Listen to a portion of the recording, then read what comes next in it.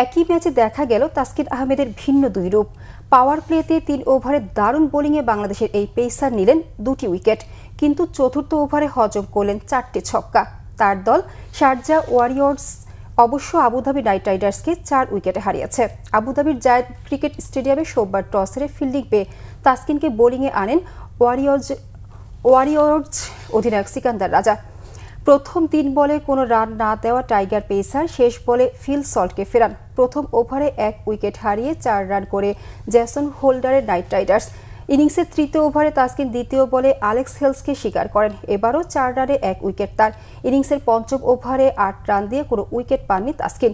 পাওয়ার প্লেতে 4 উইকেট হারিয়ে night Riders করতে পারে 28 রান। 2 ওভারে 2 রান দিয়ে অন্য 2টি উইকেট আরব আমিরাতের বাহাতি পেসার ওয়াসিম আকরামের। 19তম ওভারে তাসকিন তার কোটা পূরণ করতে এসে 4 ছক্কা হজম করে 25 রান দেন। নাইট রাইডার্সের স্কোর 7 উইকেটে 104 থেকে 7 উইকেটে 129 হয়। শেষ ওভারে আদিল রশিদ 5 রানে 2 উইকেট নিয়ে 9 উইকেটে 134-এ থামান নাইট রাইডার্সকে। এই ইংলিশ লেগ স্পিনারের 4 ওভারে 18 রান দিয়ে শিকার 3 উইকেট। তাসকিন 41 রানের বিনিময়ে 2 উইকেট পান। জবাবে ওয়ারিয়র্স সহজ ম্যাচ কঠিন করে শেষ বলে জিতে যায় 4 উইকেটে।